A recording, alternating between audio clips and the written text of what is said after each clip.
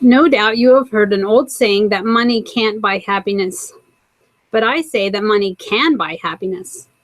If money could not buy happiness, then why does everyone want money? We go to college so we can get a job. We want a job so we can get money. We want money so we can spend it. Once you have money, you don't worry about it as much anymore. You have peace of mind. On the macro level, according to Tim Weber, business editor at BBC News, higher gross domestic product usually means a better education, lower child mortality, generally a better life, and in turn, measurably higher happiness. Money buys experiences, trips to see loved ones, and a chance to make some memories. Money can be given to those in need, bringing relief and making them happy as well as yourself.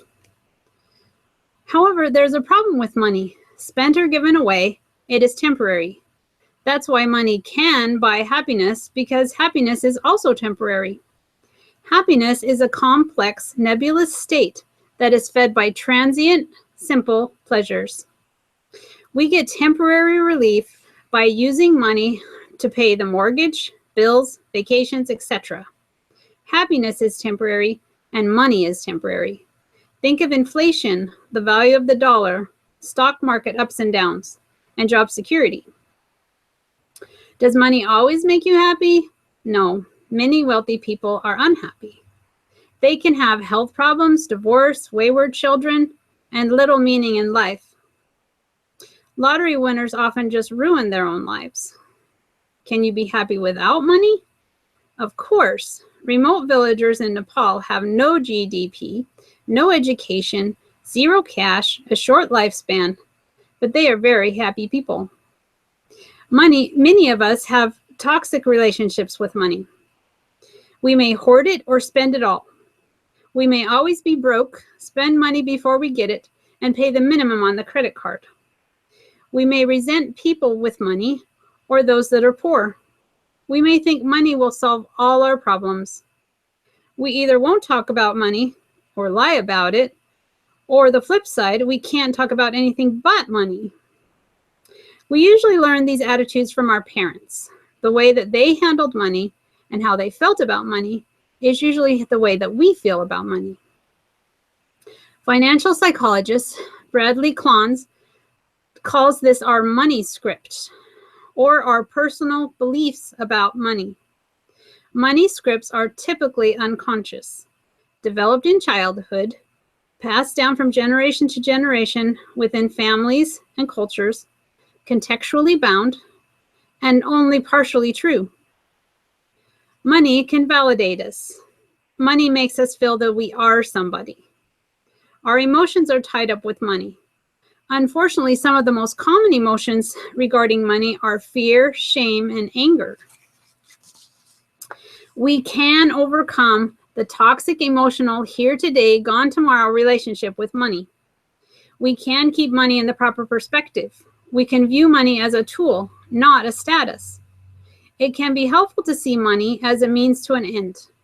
It buys food, shelter, clothing, protection for our family. It buys financial security and peace of mind. It can buy family vacations and experiences together. Try to visualize your life free from debt, free from the burdens of competitive and unhealthy feelings about money. The prophet Brigham Young counsels us, the possession of all the gold and silver in the world would not satisfy the cravings of the immortal soul. The gift of the Holy Ghost alone can produce good, wholesome, contented minds. Instead of looking for gold and silver, look to the heavens and try to learn wisdom until you can organize the native elements to your benefit. Then, and not until then, will you begin to possess true riches.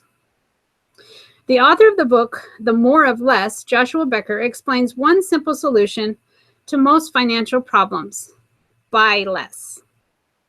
This means more money for savings, more money to pay down debt. It means reduced expenses so you can have flexibility with your working hours or a choice of a job. He states, happiness from luxury is short-lived, fleeting, and can never satisfy. Your heart will always desire more, and your income will never match your thirst. Instead, an intentional decision to purposely live with less will provide the inner space to find contentment in your life and begin making the most of it today.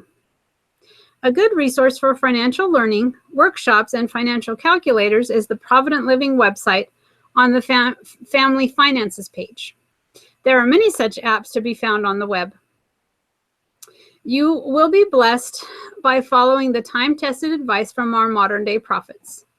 Pay your tithing, live within your means, make a budget, build savings, give generously, and make financial goals and plans. You can start with just 4 simple things to make financial changes. First, work on some emergency savings, at least $500. Second, make a payment plan for debt. Try a debt snowball plan or a similar method. Third, create a budget and stick to it. And fourth, simplify your finances. Use automatic payments, online banking, and banking apps. Your takeaway for today about money is to remember that yes, money can buy temporary happiness, but it cannot buy joy or the eternal state of happiness that comes from dwelling with God.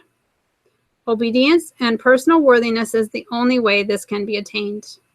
Treasures in heaven will be the treasures that last.